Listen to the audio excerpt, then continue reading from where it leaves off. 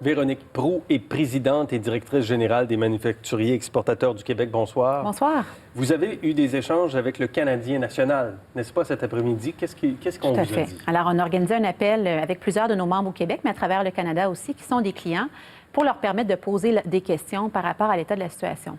Alors, les représentants du CN ont rapporté un peu l'état de la situation, le nombre de grévistes en place, en poste, le nombre de jours depuis quand, la durée de la grève à ce jour.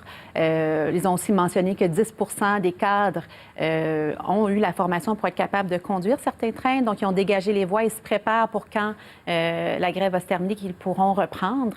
Mais je vous dirais que l'appel a surtout été l'opportunité pour nos membres de poser des questions et on sent beaucoup de préoccupations.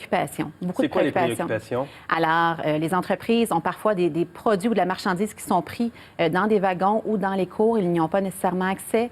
On a des entreprises qui importent des produits des États-Unis, donc qui n'ont pas accès à des fournitures ou des composantes leur permettant de fabriquer leurs produits. Des gens dans l'agroalimentaire qui ont des produits réfrigérés qui sont aussi pris dans cette problématique-là. Alors, les gens se disent combien de temps est-ce que ça va durer?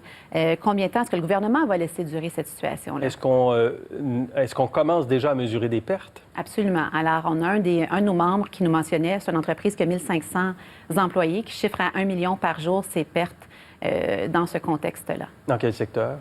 C'est dans le secteur de la construction. De la construction. Oui.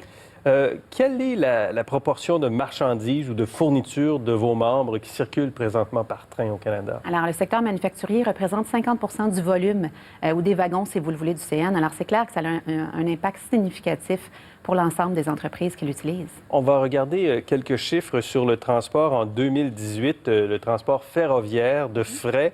331 700 000 tonnes de fret, c'était une hausse de 6 par rapport à l'année précédente. Et voyez les secteurs qui représentent en bonne partie ces tonnes de fret, le charbon, le fret conteneurisé, les conteneurs bien sûr, le grain, les produits du bois, les produits chimiques, les produits pétroliers, excluant le pétrole brut, mais le pétrole brut fait partie bien sûr des secteurs qui sont transportés par train, et la potasse. Chez vous, quels sont les secteurs particulièrement affectés? Alors, on parle du secteur de la construction, de l'agroalimentaire. C'est vraiment tous les secteurs qui sont représentés. On avait au téléphone 75 entreprises à travers le Canada. Tous les secteurs d'activité sont concernés. Et des fois, c'est eux-mêmes, mais parfois, c'est leurs fournisseurs qui sont touchés par le train et ça a un impact ultimement pour eux. Et c'est pourquoi nos membres souhaitent ardemment que le ministre Garneau, la ministre Hattie, qui est la nouvelle ministre du Travail, puissent proposer, exiger un arbitrage exécutoire pour les deux parties. C'est ce qui est demandé? C'est pas la loi spéciale qui est demandée? C'est un arbitrage exécutoire. Donc, ça implique que les travailleurs doivent retourner au travail, que les deux parties doivent s'entendre sur un arbitre et que sa décision devient exécutoire à ce moment-là. Mais les Teamsters ont dit clairement qu'ils ne voulaient pas d'arbitre. Absolument, absolument. Alors, c'est peut-être la loi spéciale que ça prend rendu là. Dans tous les cas, ce que les manufacturiers souhaitent, c'est que l'on puisse reprendre le transport le plus rapidement possible. Ça devient inconcevable de penser que cette grève-là puisse se poursuivre encore 1 semaine, 2 semaines, 3 semaines. Ce sont des entreprises qui vont devoir fermer des lignes de production, qui ne pourront pas répondre à la demande.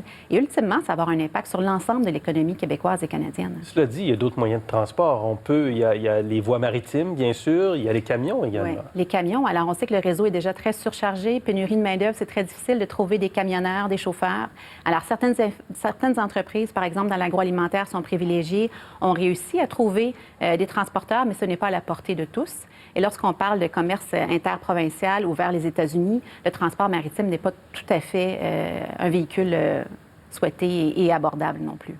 Merci beaucoup, Mme Proulx, pour ces indications ce soir.